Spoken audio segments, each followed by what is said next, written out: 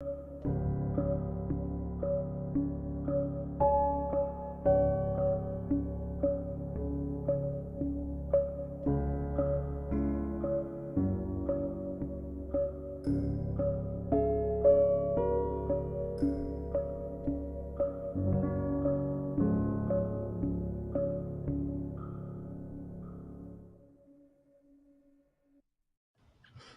morning. Welcome to the Coffee Table Talks. I got my cup. Did you get yours? Will, what you got? Well, I do buy, right? So I know. And if you're listening and not watching, he's not talking about anything other than a drink. This isn't that kind of show. Sorry. We really shouldn't do that. That's like a endorsement or something, right? I don't know. I'm not getting money for it. Are you? No. Wait, you guys are getting paid for this? That's rude. So rude. Anyhow, grab a cup, circle up. Welcome to the Coffee Table Talks. Today we have Kayley Melton, and we're going to talk a little bit about security awareness. Mostly because, one, I love Kayley's the origin story. Okay, because if you want to talk about life lessons, hardcore learned in security awareness, Kayley's like the poster child for don't do that, but then again, maybe try it because it worked out pretty good. It worked out okay. It really did. So just to do a little introductions, if you're new here, which I see some of our favorite folks here, we've got from the YouTube, the Angry Intern. Yes, this is somebody that I have seen a lot via Chris Roberts, Ryan Cloutier, and Evan Francine's live show they used to do called the Security Shit Show. If you want to go watch the back episodes, do that. It's on YouTube. So hello, good morning, the Angry Intern. I also see that we've got Patrick Costa, Chris. Hi, good morning from Colorado, Chris. Kim McCarty, as always, I'd love to see you.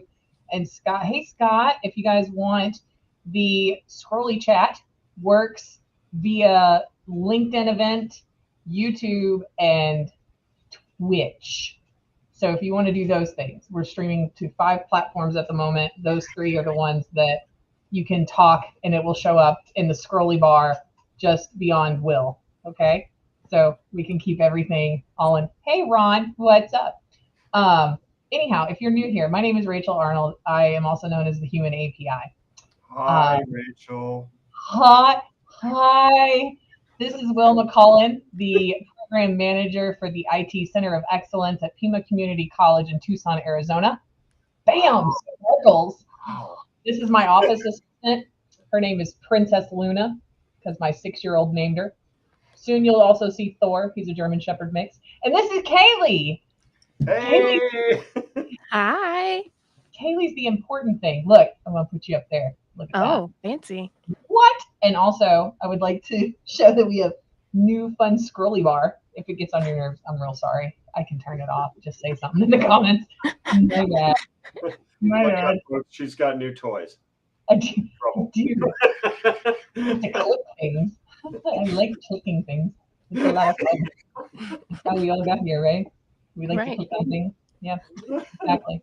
So I met Kayley at a conference in New Orleans, Louisiana, the B-Sides conference, where I got to meet Jack Daniels in person, and that is my favorite hippie ever. Okay. Absolutely. He's amazing. I want to quit my life and go raise sunflowers on a farm with Jack Daniels. Okay, I would do that forever. I can see that really, like there's this whole other dimension where that's my life. And I got the pleasure to meet Kayley, which immediately, like I'm an energy person. I was like, this is good energy coming off of this person. And then Kayley did a presentation where I was like, that's it. Me and Kayley have all the things in common. We're best friends. We are not displacing Will, because before we went live, I was like, Will, I'm not replacing you, but I'm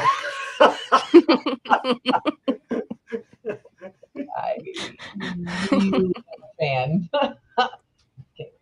So Kayley's presentation, she talked about how she got here, and it was a very different journey than a lot of the other journeys that I've heard.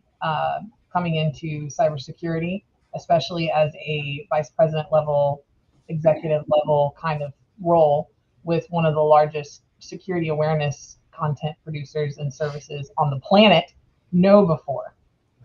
If you're not familiar with KnowBe4, that's what they do.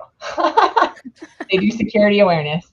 They have some really great options out there. A group that I work with, Secure Nation, which is a value-added reseller / whatever you need. We're white glove. We become what you want. We've been partnered with them for a very long time. Love the things that they do over there. Love Kayley. So anyhow, Kayley. Yes. I don't want to sound too like, all right, take it away. But like, okay, let's start with. So I also met Win at B-Size, who has been a longtime mentor of yours and is kind of the fun part of where your story begins on your. Well, it's the midway point, but it's like really the turning point in your cybersecurity career. So can we talk a little bit about how you met Win? Yeah, absolutely. So if you aren't familiar with Win Schwartau, he is he's known for being a visionary in the cybersecurity community.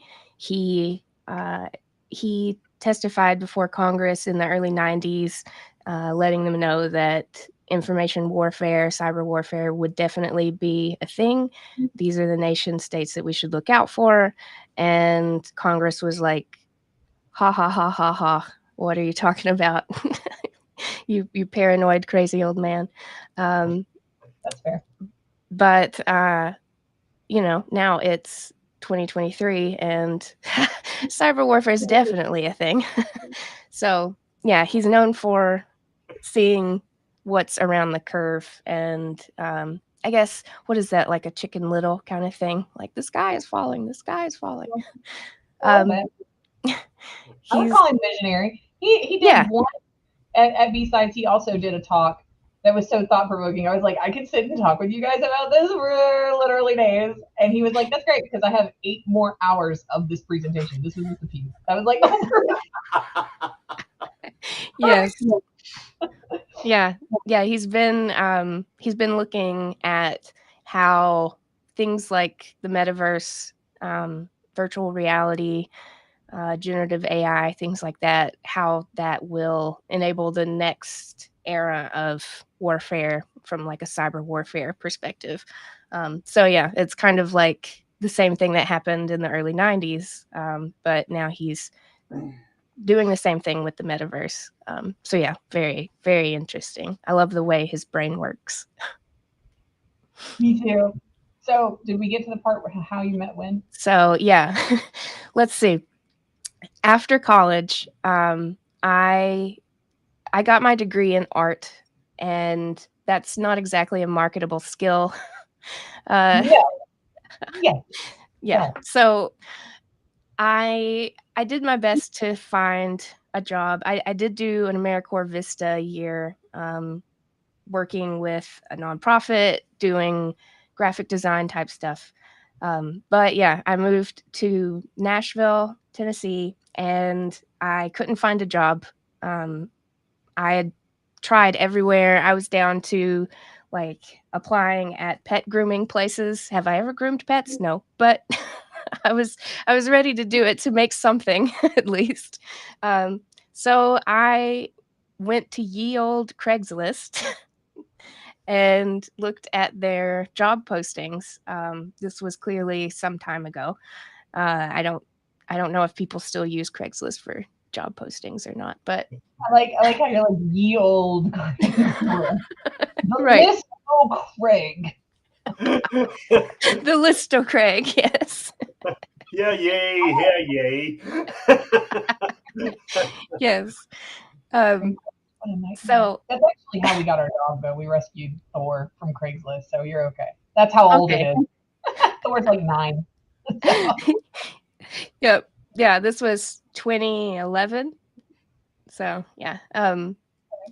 So there was like the longest job posting I've ever seen in my life, even still. Like 2 Word doc pages long, all has just trust me, if you know Win, you know he's got some thoughts. I had this many thoughts. Yes. That's good. So you knew exactly what you were signing up for, right? I mean, yes. As far as you can trust a Craigslist ad to be telling the truth, yes, I kind of knew. So I applied and I heard back really quickly. It might have been the same day or the next day. And they wanted to interview me, told me where to show up, let me know that, you know, it was more on the casual side. I didn't have to wear like a suit or anything.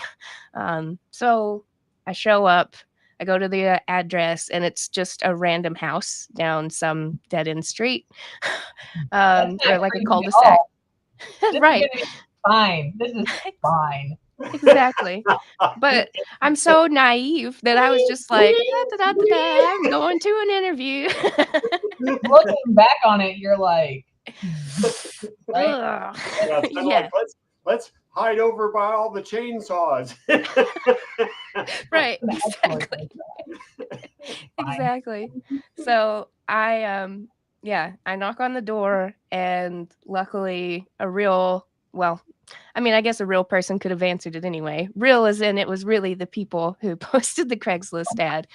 And it was a legitimate job interview for the security awareness company, which at that point in time was, I think, 3 employees, all family. So they were looking to start expanding, hiring outside the family. And during the interview, I told Win at one point, because he asked me to tell him what I really thought, because I was like, their website was pretty horrible. If you use the Wayback Machine, you can see how horrible it was. But he asked for my opinions, because that's one of the things I was going to help them do, is fix their website stuff.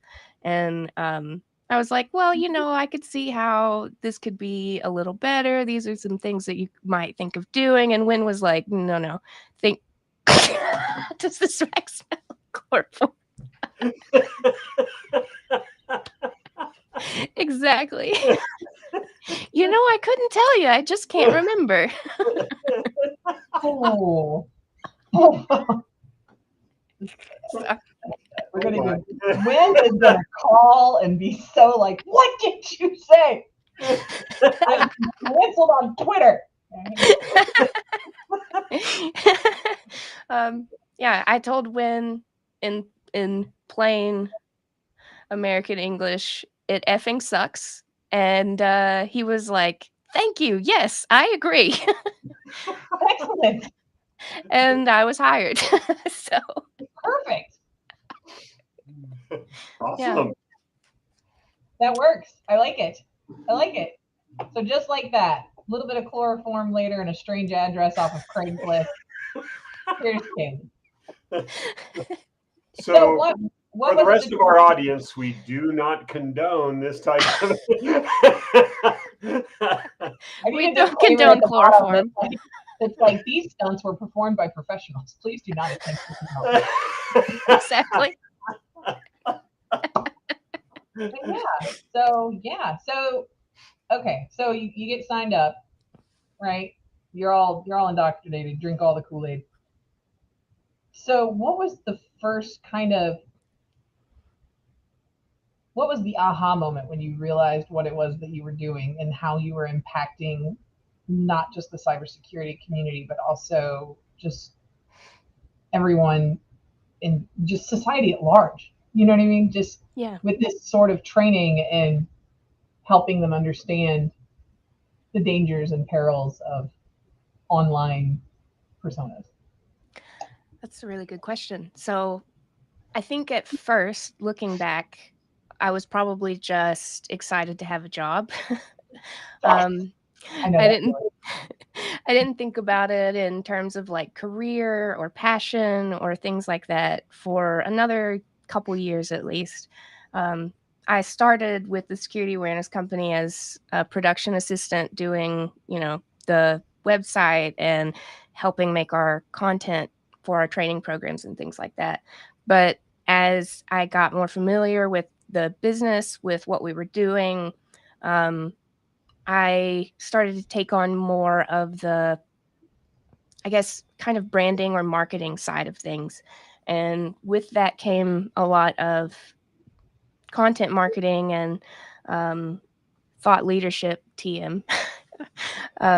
So I think that was the point at which I realized, wait a second, like this kind of unites the things that I loved as a teenager, and it's things that I'm good at, and it is making a difference. Like the first time we were a vendor at a hacker conference, I think it might have been DerbyCon or ISSA, but getting to actually talk to other professionals and be able to converse with them on an equal playing field, I think that was the point at which that I was like, oh, wait a second, like I really love this and it's making a difference. It's not just, like, I don't know, I can't think of something, but it is actually making a difference, making people's lives better, helping protect them, and things like that. So, yeah, I think that was right around the content marketing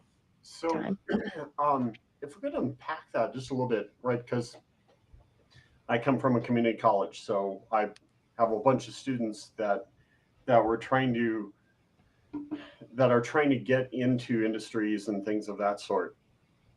You came into a position that had not really been well defined, right?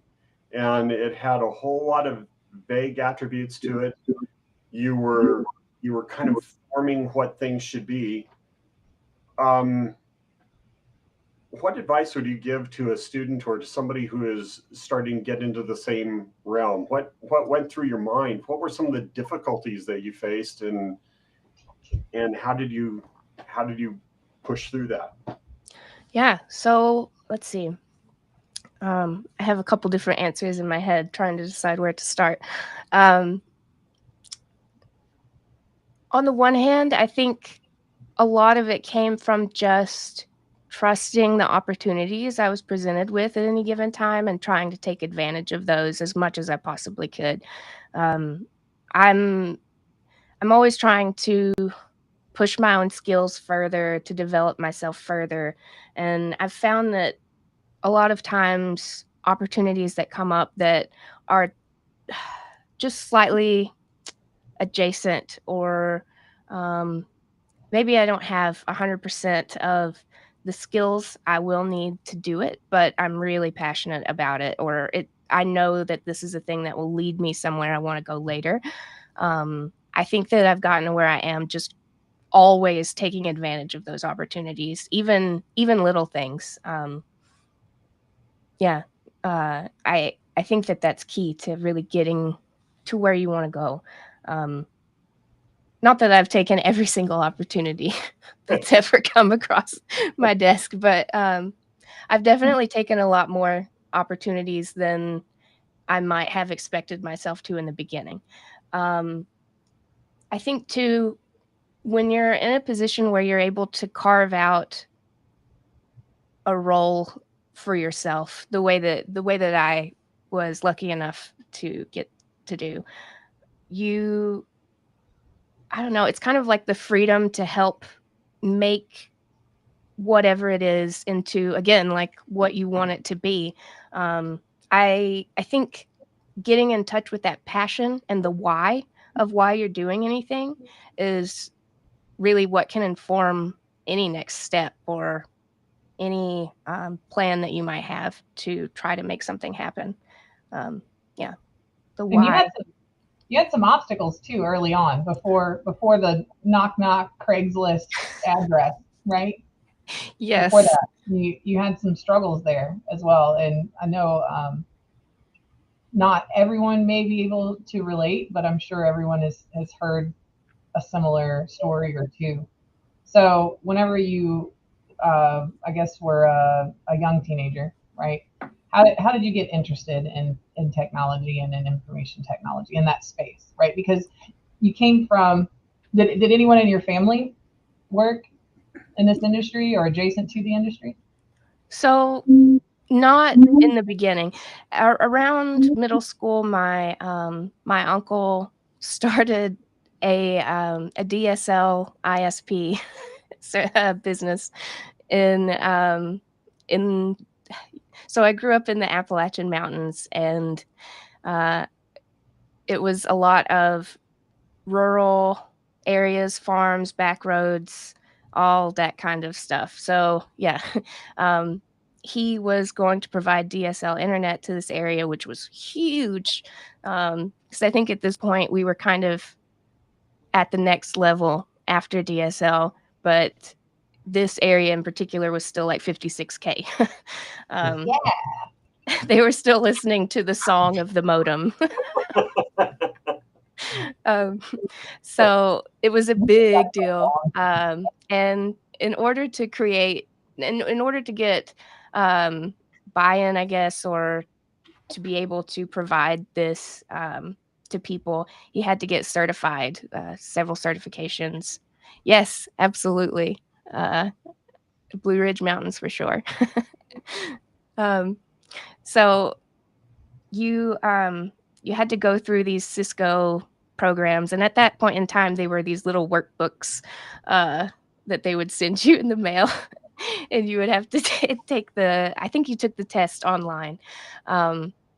So he was going through those, but he didn't care much for the networking part, because what he was going to be doing wasn't necessarily network related, in that there were going to be a bunch of, like an intranet or something. He was just going to provide the service to people, and he wanted to do computer repairs and things like that as well.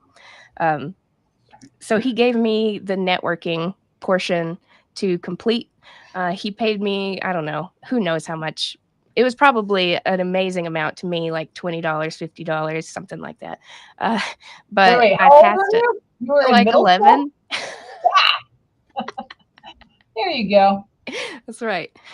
So, like I said, you take advantage of all the opportunities. All the opportunities. But yeah, it's through him. He also was the one who provided me with my first fun hacker scripts. Those malware that you could send to your friends over like MSN Messenger. Oh, sorry. Oh, like the one where you're like, hey, do you need a cup holder? And it opens your CD drive. Yes, exactly. Yeah. Exactly. Yes. Well, exactly. First of all, I got to say, this speaks volumes to your character, right? Because some of the Cisco books at that time were right up there with the rise and fall of the Roman Empire for a cure for insomnia. Yeah. Right? They're like... Totally. Hey, look, if you give a neurodivergent something to do and like give them a reason to be excited about it, it's gonna be nuts. Okay. Yeah. That's awesome. Absolutely. That's awesome. Well, I'm sorry. Continue.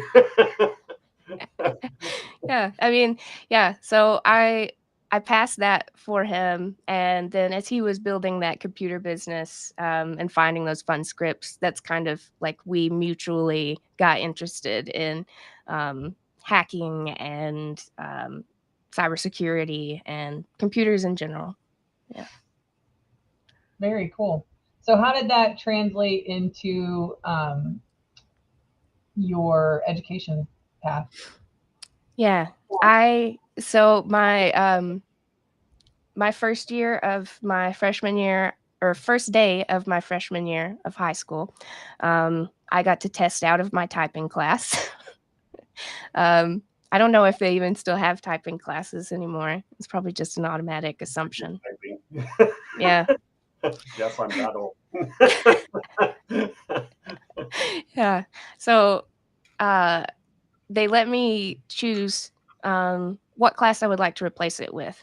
And they allowed me to choose a class that most freshmen weren't allowed to take, which was A+ networking.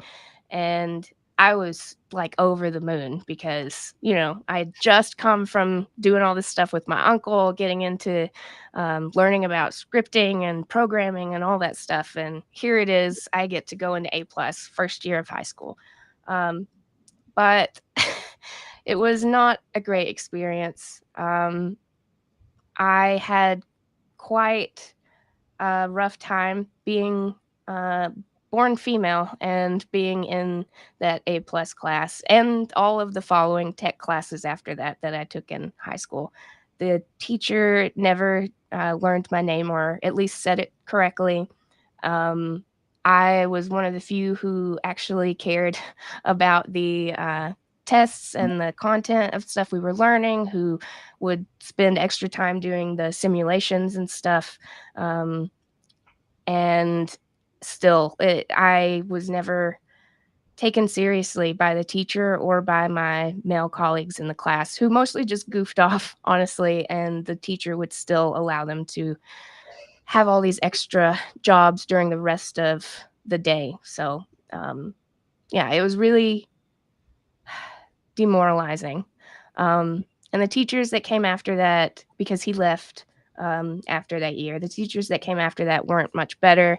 I had an art teacher who didn't know anything about programming teaching a class on a subject I knew a lot about. So I was, giving him information and tips. And then a guy in a grade ahead of me moved into the class who didn't really know much about it, knew like this much. And the teacher immediately attached himself to him.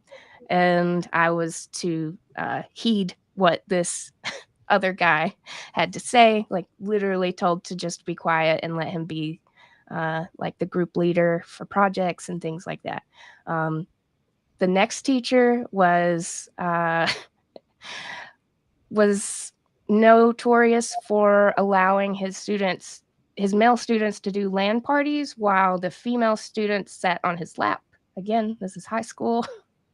So at that point, I just was like, you know what? I don't think I want to do this. That's fair. I feel like had some similar situations in different industries. I've worked in a couple of different industries that are male dominated and have gotten the similar, you're just here to look pretty, sit down, shut up kind of thing. Yeah. Yep. It's not lovely. It's getting better. Yes. It's getting better, but yes. it's a rough start for a lot of us. So I guess for me, really the lesson here is that, if you happen to notice that there's what appears to be an introverted female type person, or really any person for that matter, understand that they may not be introverted by nature's design. They may be introverted due to some really horrific experiences that they've had in the past. And if you want to do your good deed for the day, make it your job to make friends, okay? And kind of help them and guide them, and just offering a friendly hello or anything like that is very, very supportive. It's more supportive than you think it is. Let's put it that way. Also across this industry, okay, I'm in community college, right? So folks need to be paid more that are teaching, but there is no greater crime, in my opinion, than a teacher that extinguishes excitement and desire and passion. Yeah. That is a problem.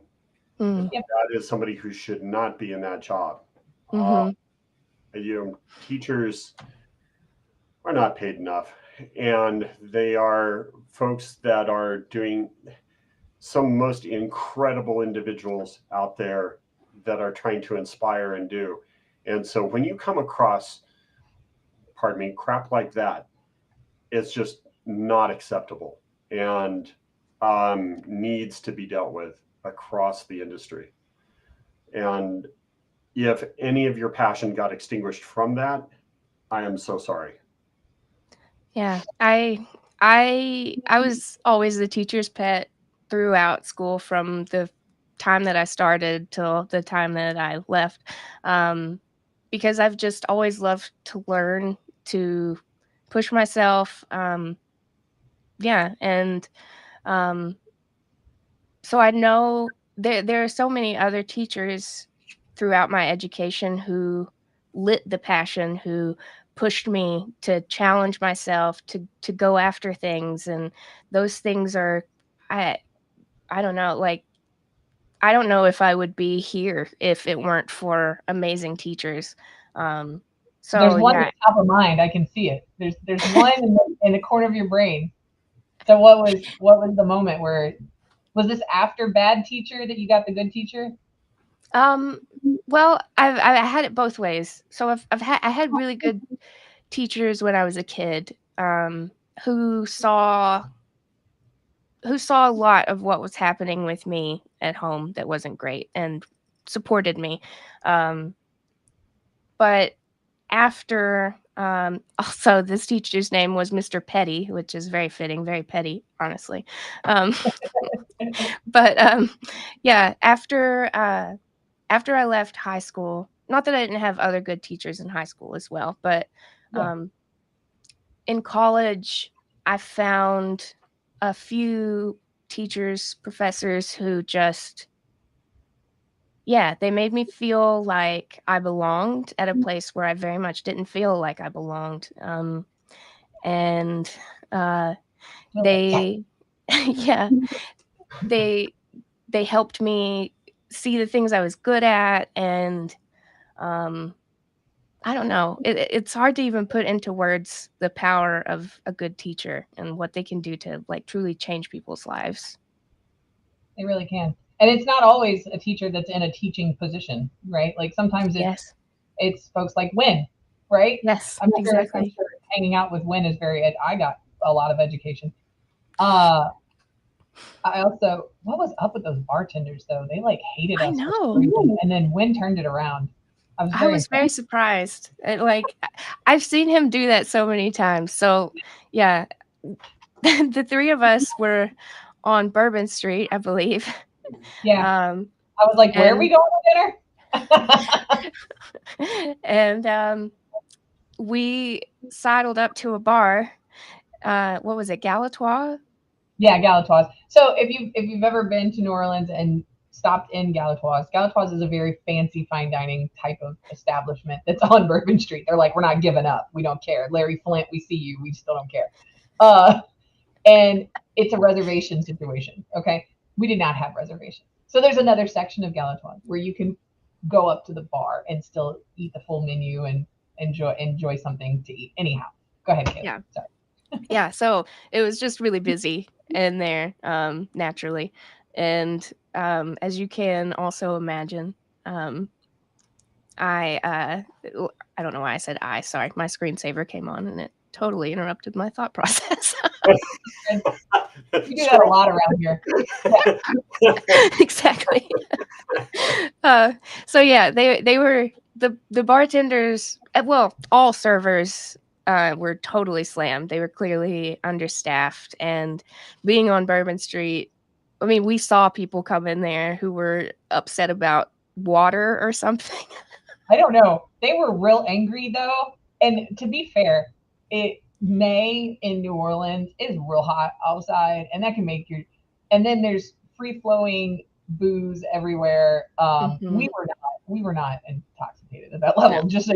But there were some belligerent drunk people stumbling into a fine dining establishment bar, and they're like, in the worst way. They were definitely not representing the best of American citizens. Yeah. This is what they seem very entitled and impatient. But anyhow. Yeah. We were not that way. We were very patient. I thought. Yeah, I think that was like the confusing part, is like we were being really patient and super chill. Like, no, it's fine. Like, we'd love to have some water, but like, we'll sit here. Yeah, exactly. And Win loves exactly. Win loves to, I don't know, just give people crap, but in like a fun, friendly way. However, it doesn't always come across that way in the beginning, especially not to servers or bartenders who are in a stressful situation. So we thought that like we had totally pissed these people off, especially this one guy, and somehow within like 5 minutes had this guy like snarky and laughing, and yeah, he had it flip back around, and then we ate some delicious stuff. I like it because Wynn's like, hey, I ordered sweetbreads, and And I think he assumed I didn't know what that was. And I was Right. like, nom, nom, nom. Okay, so I'm the daughter of a butcher, just so you know. It was really fun. I'll have to explain the story of when my dad met who is now my husband, but my future husband. And he had to get off of an airplane, and Josh is asking me some questions about my dad, this person he's going to meet. And I'm like, so I said he's a butcher from Indianapolis. Josh heard the butcher of Indianapolis. Oh my God. Okay, we're right back to the cul-de-sac situation now.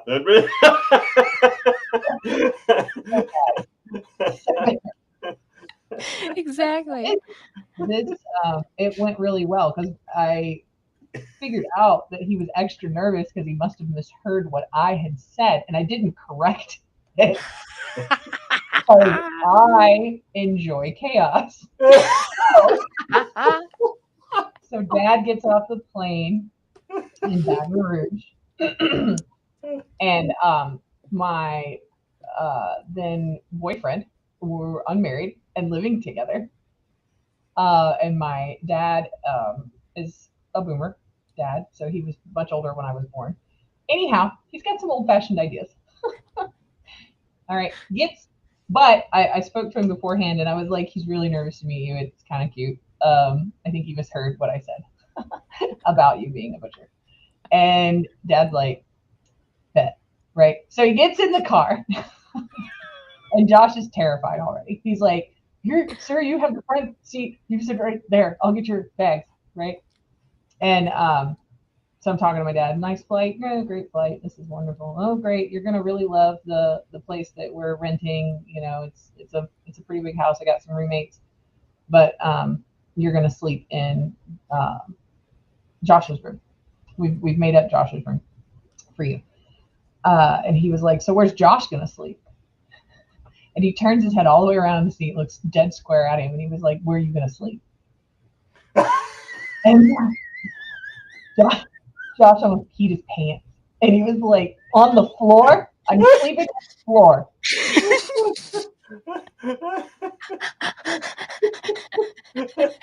In the closet. With the fishes. You do have a porch, right? It was a good day. It was a good day. And Dad kept it up. Dad kept it up for a few minutes, and then finally broke character later, and he was like, it's fine. It's totally fine. I don't want to hear nothing, but it's fine. Right? It was a good time for all, except for Josh, who had to pick his heart up out of his butt. It's a lot of fun. What he didn't know is the real danger was my mother. It wasn't my dad at all. She opened the conversation with, well, I've been a nurse for a very long time. Would you like to learn about how you can kill someone with a syringe full of air? Totally untraceable. I was like, this is going so well. Or was he thinking, this explains everything? I do get told consistently that I am way more normal than I should be. And I'm like, not normal enough though. Anyhow, back to Kayley. Sorry, there was a squirrely moment right there that was a lot of fun that we just totally dove off into outer space. So Kayley, what do you do for Know Before right now? What is it that you do? Right? Because Know Before bought. Let's get back. Look, we're talking about Win. Talking about Kayley met Win off a Craigslist ad. Let's recap real quick. Did all the things you shouldn't do. Landed this very cool position doing some marketing and content creation, right, for the security awareness company, which is not me saying vaguely a security awareness company. No, it was called the Security Awareness Company. Good job, Win, on the name. Nailed it. Nailed it. Totally nailed it. So Know Before comes around, right? And they're like, hey, we like what you got there. We're going to buy it. Yeah. And all your people too. Yes, exactly. Right? So let's talk about that transition, right? So you're doing all the Kayley things, creating your own little space over here in the Security Awareness Company. Got all this freedom, creative control, right, to do what you want every day. You're like living your best life, right? Every day's vacation. So no, I'm just kidding. It's not. It's a lot of work. Even when you love your job, it's a lot of work. Yeah. I think you actually tend to make more work for yourself whenever you're doing your own schedule. I don't know. Maybe just me and Kayley. Yeah. Like you get real excited about stuff and you're just like, oh, I can do this too. Right, exactly. Yeah. So Know Before comes along and they're like, hey, we're gonna give you a job with us, right? Hopefully that's what they said because you're there now. I hope they're aware. They actually never said that. They don't know that I work here. That's what I thought. Okay, so now this has become a new live stream topic: how to hack your way into executive level positions without anyone knowing. That's right. The key is they still pay you though. Yeah, exactly. Right? Because anybody can go claim that they do anything, but man, that paycheck really seals the deal. Perfect. Yeah. Apparently, So- Patrick wants to be my mom. Oh, that's Patrick, no, you don't. She's terrifying. She's short and blonde. So what's your day like now? Yeah. Yeah. What's your day like? Thank you, Will.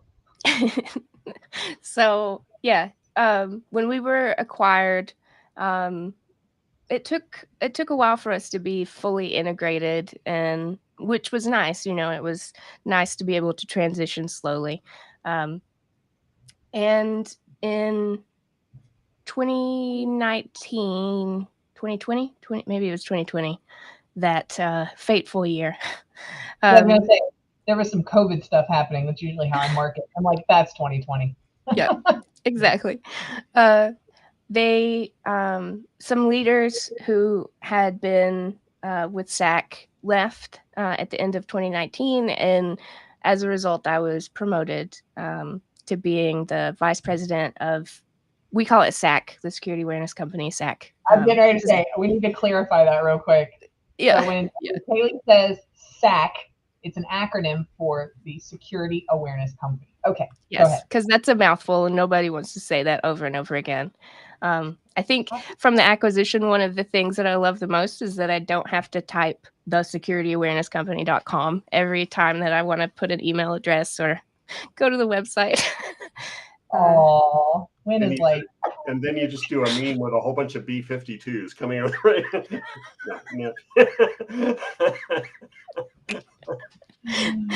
Exactly. So, yeah, I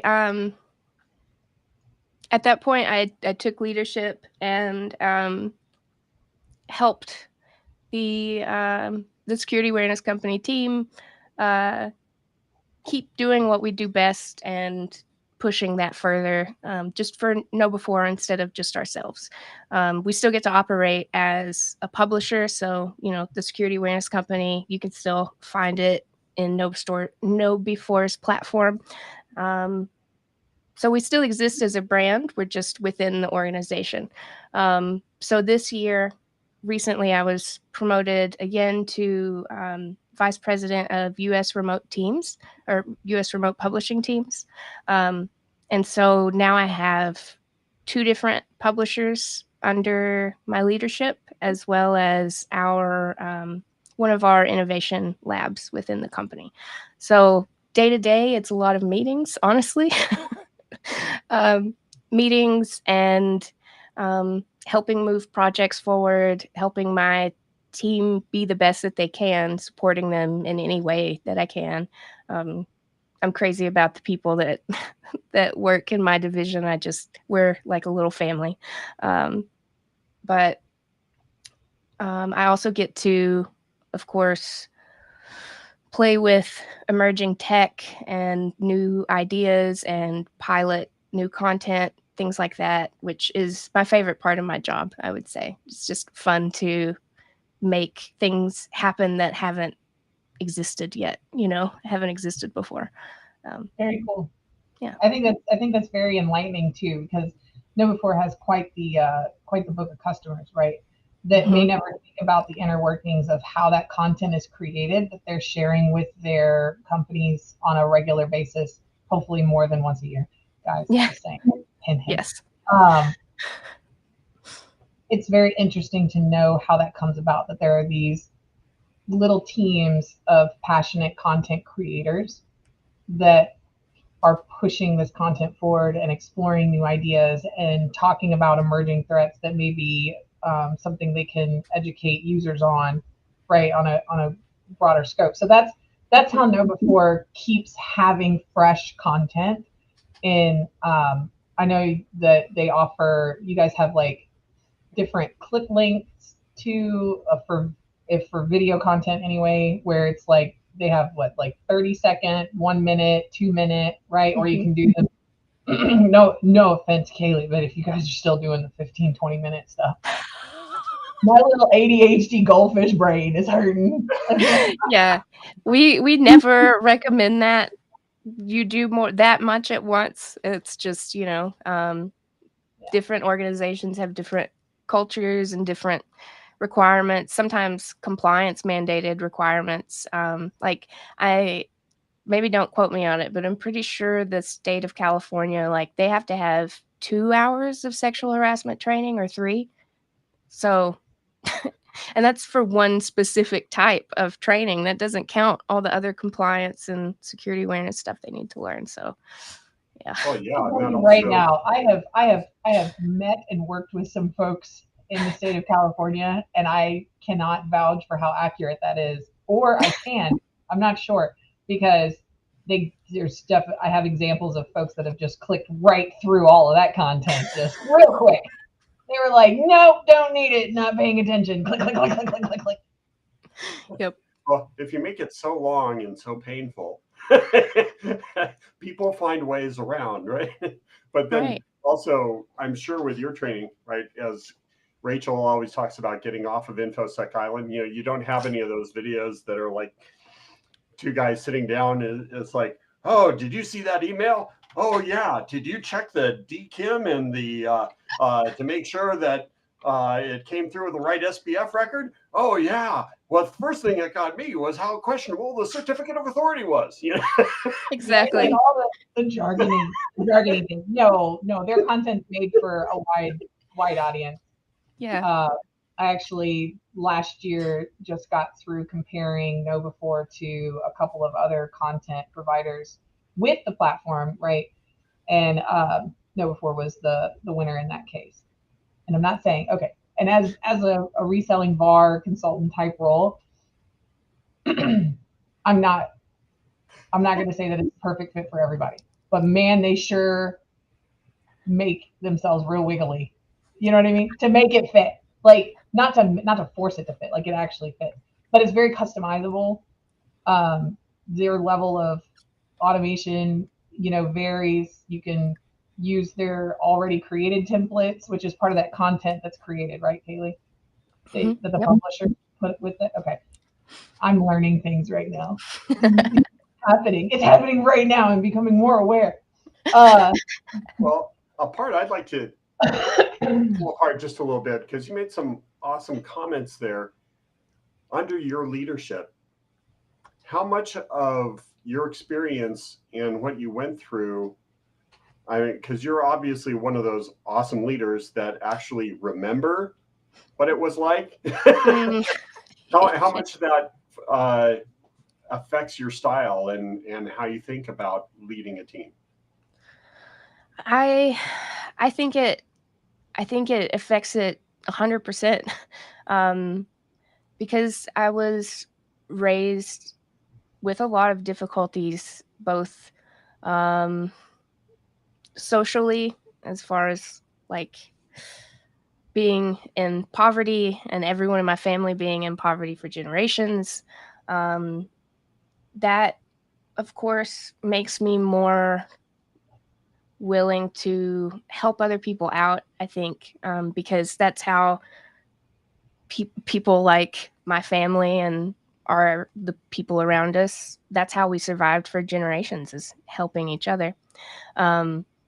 So I've also experienced a lot of discrimination of different kinds, health challenges, disabilities, things like that. And so being raised and experiencing how much it sucks to be bullied or to have people not take you seriously or just not even give you basic level respect. I don't want to make anybody feel like that. And I don't know. I think the thing I love the most, even though my passion for the hacking community and InfoSec got me here, I really think that I love seeing people reach their own potential even more. I was thinking about this recently. I don't know, it's kind of addicting, like helping people see how awesome they are and helping them get to that next level, that next step. I just love that so much. Yeah. It is very addicting. It is so addicting.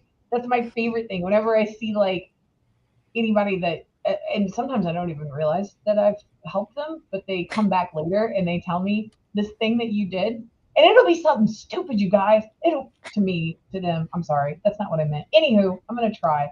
Look, it'll be something stupid. It'll be something like I just waved or answered a question that I thought was really quick, or, pointed them to a resource or something. They'll come back and they'll be like, you have no idea how many people I asked and nobody said anything. You have no idea how many people I tried to meet and no one would answer. Like, and you just the fact that you just said hello or anything. And I'm like, I'm not that important, but I'm glad I helped. All right. Like, I'm sorry. And then it'll be big stuff where, I'll sit down and I'll talk with them about, so I focus on vendor relationships in general, right? And there are some folks on teams that I've coached in the past about how to negotiate those relationships, and they'll come from a very skewed view of it, where they've had leaders in the past that feel very negatively about vendor relationships, right? They're like, they've got this very PTSD traumatized shell up where they're like, all the vendors are out to get you, they all hate you, they're all scum, they're all slime, none of them want to actually help you, it's all about money, right? Money, money, money. And I'm like, I'm really sorry that that's the experience that you've had, but that's not true for all of them. And it doesn't even necessarily mean that the person that you interfaced with that was representing a brand at that time, that was something that the brand condoned. Okay. Yeah. Sometimes people are just shitty. There's nothing you can do about it. Nothing. You can ignore it. You can control how you are going to accept that fact and react to it. That's it. Right. Yeah. And both of you pointed out, though, the power and the strength of being able to give a good word, to give support, and how much of a difference that can make. Yeah. Yeah. And all the folks that I've coached over the last 2 years or so, just in vendor relationships, already have a much better, they're much more confident about going into those conversations, about being honest, asking what they want, exactly what they want, without playing some kind of weird political vague, like you don't have to do all the weird, wink, wink, nudge, nudge to get a good deal. Okay. This is not true. Yeah, they're in it to make money, but they only make money if their content is great. And if you are a satisfied customer and you go tell a bunch of other customers how great it is too, right? Yep. People hate will travel 10 times faster than happy every time, because everybody wants to believe the hate. So they don't want you to walk away from an experience having a very negative experience, right? They realize that that's going to impact them in the long run. Most of them, anyway, the good ones do. the horrible people don't. But you know, a lot of those have really blossomed into great relationships where before they weren't getting the level of service or relationship or support from a vendor, or even in the opposite case, the vendor was really struggling to get a customer just to participate in their own purchase, which is so like what? Because they just act like they don't want to be bothered. Too important. Too important. So Kayley, how do you handle those situations and building those relations?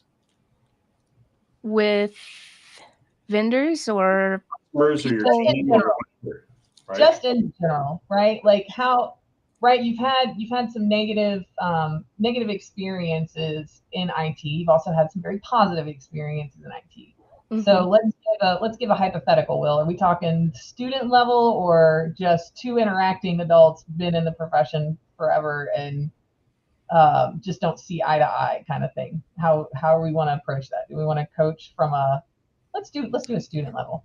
Let's do a student level. Let's say Kayley comes across a student that's had very negative experiences, right? Doesn't necessarily have to be similar. How would you coach that person to keep going? What's the hopeful word of Kayley Melton?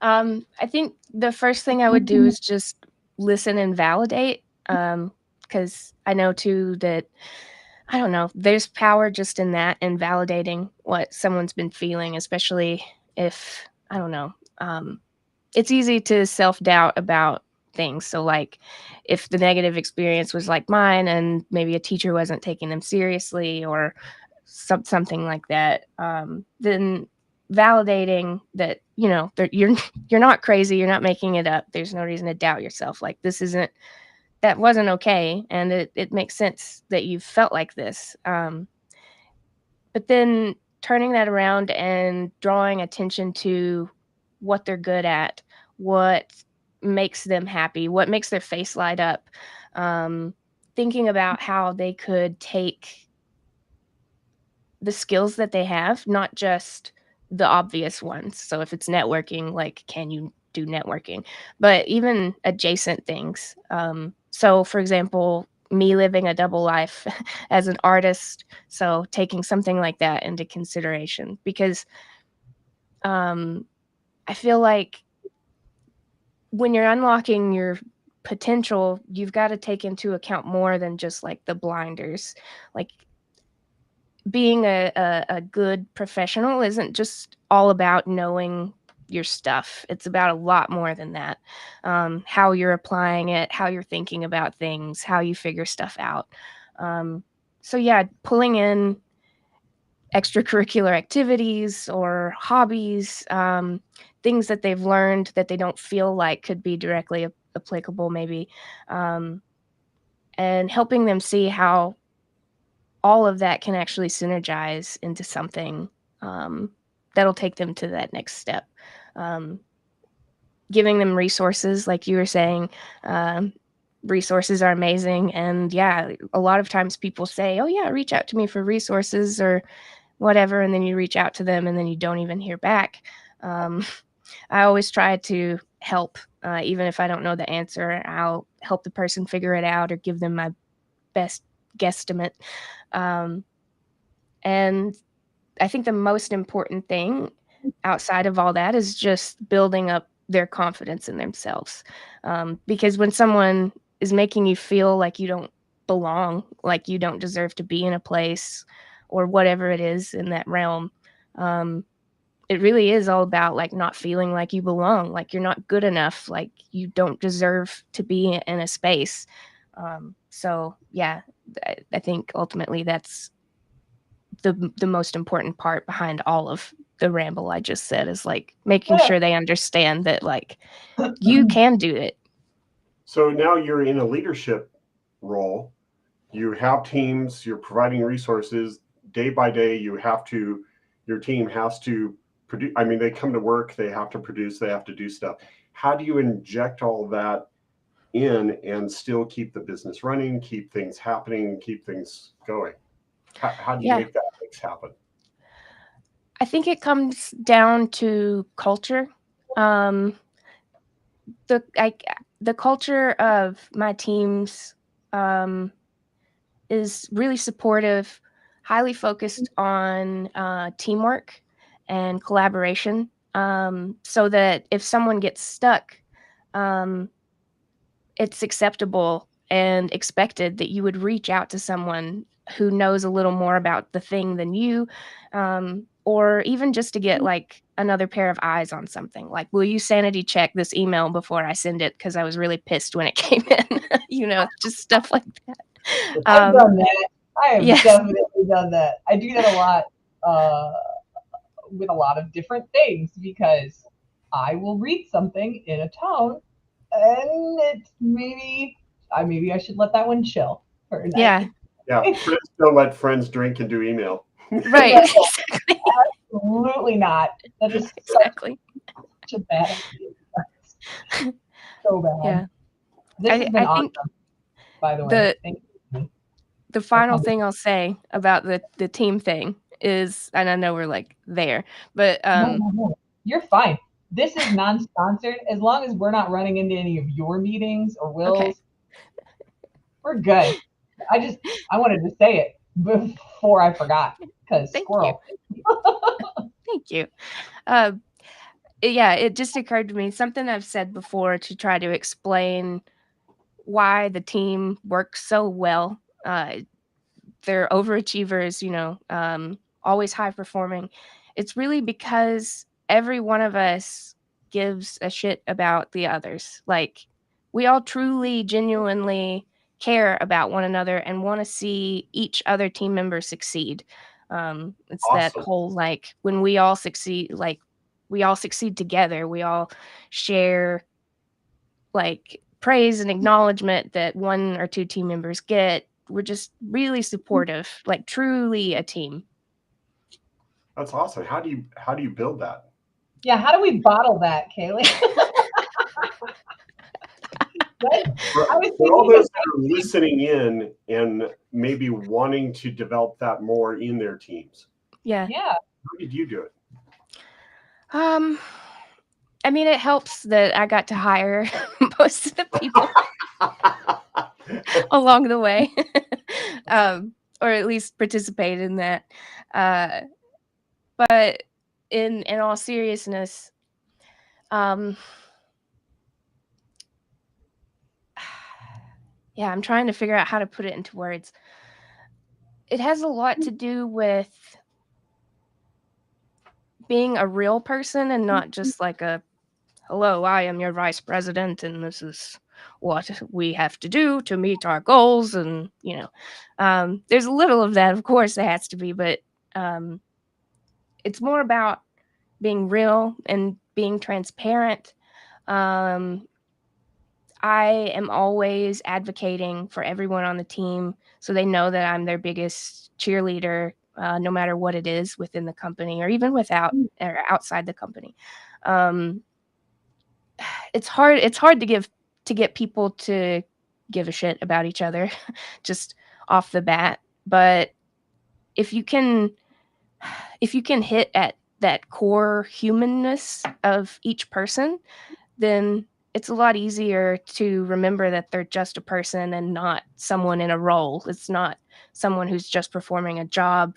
When you start to learn about the human underneath the role, and what motivates them, what they laugh at, things like that, you start to make a connection, even subconsciously without, intentionally doing it.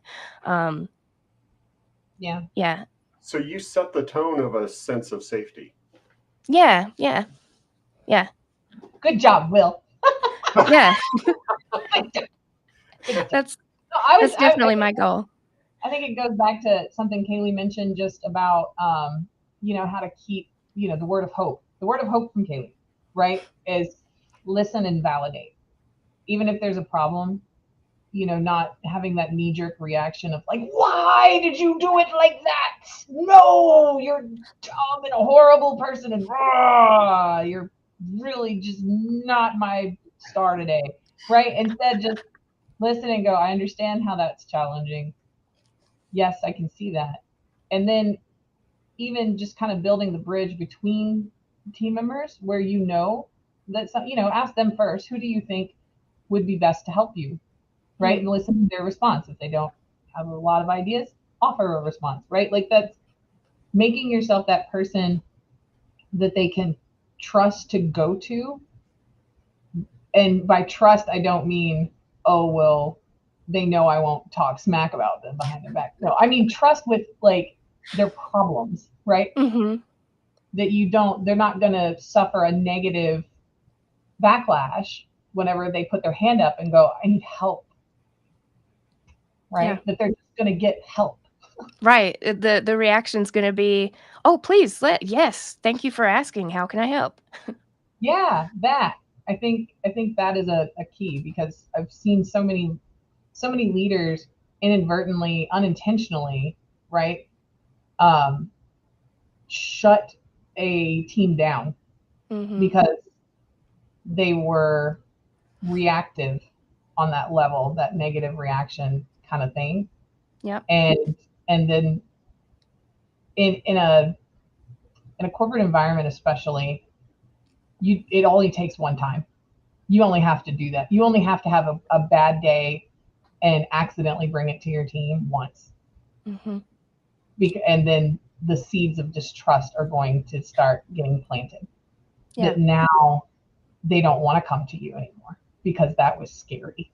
Yeah, and this exactly. is their livelihood. Right, exactly. Next time I have problems, I'm going to internalize it and not tell anyone. Hey, exactly. It's also kind of like a security awareness thing too. You ever notice that? That when people have questions about the email address and the linky thing that they click, they're like, ooh, I shouldn't tell anybody that because I'm going to get in trouble. Right? Yep. When actually, no, you should immediately reach out to your IT team or follow whatever your company's policy is to the letter. Yes. Please. Please do that. Do that instead. The things that were awesome, Kayley, that you brought up, sense of family, sense of understanding what those difficult life situations have been, which means kind of implicitly communicates it's okay to have those. It's okay to be in those situations. You're not going to get fired because of it. And it sounds like too, what you communicate to folks is that it's okay to be human. It's okay to fail at times. That's absolutely. Huge. Absolutely. There's nothing like a lack of safety to kill creativity. Yeah, absolutely. Yeah, absolutely. And that's awesome. I think too, there's something that equally kills creativity and probably fuels what we're talking about here is ego. When you get ego involved, that's when it all can easily go downhill. There's, obviously everybody has their internalized things and they'll react to things in a way they might not other things because of what has happened, But overall, we just try to remove that sense of ego so that, if there's constructive criticism or we're working on the design of something and it totally needs to shift, or the course just isn't hitting right with our learners, things like that. I also have to be able to say those things, and they need to say those things to each other too. So there's an element of, even though we're a family and we're a team and we're super positive and supportive, that also works in that way as well, because there's no ego involved. We all know if we say, hey, I'm not feeling this, it's not because I just want to ruin your day or because I think my idea is so much better. It's because, again, we all share the same success. So we all just want to see each other do the best possible work. That's awesome. Adopt me.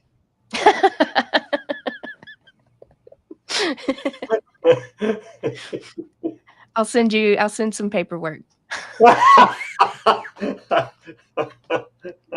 Just adopt me. You realize there's dog food bills that come with that, right? I'm fine with that. I love dogs. Look how comfy they are. I know. Right. Real quick in closing, who is that behind you? You have a terrarium behind you. Speaking of dogs, what's back here? He is hiding on this side, but it is a leopard gecko, and his name is Ascalibus, which is from a Greek myth. It means starry spotted newt or something like that. But I just call him Scally. I like it. And you had a where'd your fluffy thing go? Oh yeah. I thought he was gonna jump back up here, but he's off adventuring, I suppose. Scott Stewart, why? Where are you at? In 20 words, sorry, squirrel. In 20 words or less, how is Know Before better than something like Ninjio? Scott, you weren't listening. Really? They're all great. You want to know what matters is how you build your requirements, functional and technical checklist. Right? Never buy something based off of we're so much better than XYZ. Take our words for it. Right? Don't do that, Scott. Come on. You know better. You know better. Are you baiting us right now? We're not. Right. Are we? And on top of that, Know Before is not paying for this. This is unsponsored as always. Okay? I totally texted Kayley like 4 weeks ago. I was like, Kayley, you're so much fun. We should have more reasons to hang out. And I was like, yes, please. Kayley was like, you're right. And I was like, great. And that was it. We're not selling Know Before. But if you want me to sell you Know Before, I will sell you Know Before, Scott. After we meet your technical and functional requirements, Scott, that's how that works. Because I'm not selling you some stuff that you're going to come back and be like, Rachel sold me some crap. Go check out my my recommendation section of my LinkedIn page. I don't do that. Okay, not how I function. I'm too. I call it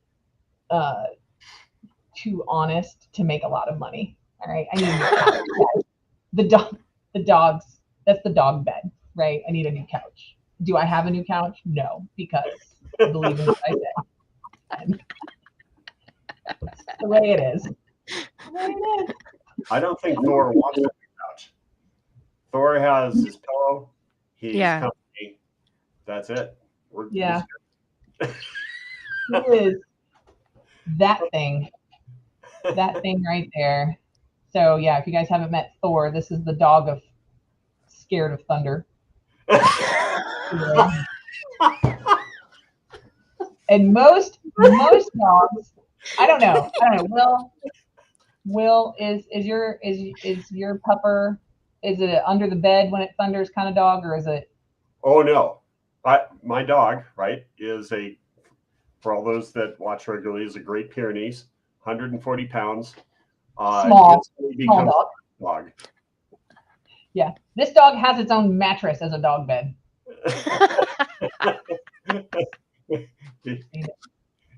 he becomes a lap dog, and I get the pier paw. Great Pyrenees have a thing called the pier paw, and it's big and it's deadly. Wifey. So Thor is a German Shepherd mix. Okay. He looks like he's a teacup German Shepherd. German Shepherds are usually about 15 or 20 pounds heavier than my teacup. So not a lap dog, but a chest dog when thunder happens. Chest. Like just all of it. all of the dog. All of it. And in the middle of the night, sometimes suddenly and surprisingly, it terrifies me. It makes me very nervous because suddenly it feels like, well, there's a German Shepherd sitting on my chest. Oh my God. It's neat to be glared at like, Mom, it's thundering outside. And I just want to make sure you were okay. Right. You were okay. I'm going to hold you down. Don't go anywhere.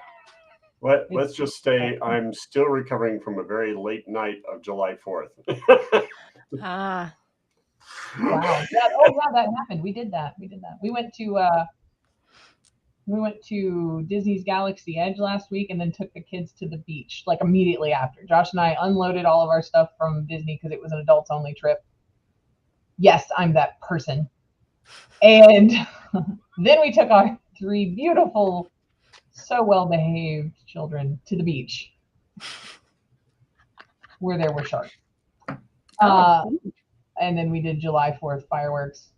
And that was a lot of fun. I hope you guys had fun too. Will? Kayley, did you do anything exciting? No, I just sat in one spot all day long. Perfect. Hopefully there was something interesting in front of that spot. Yes. No, I was just staring. I can, you know what? I have been overstimulated enough where that's where I have to go. So I have also been there. My partner will walk in and be like, "What are you doing?" I'm like, huh? Nothing. Sitting. I'm stuck on the loading screen. Stop judging me.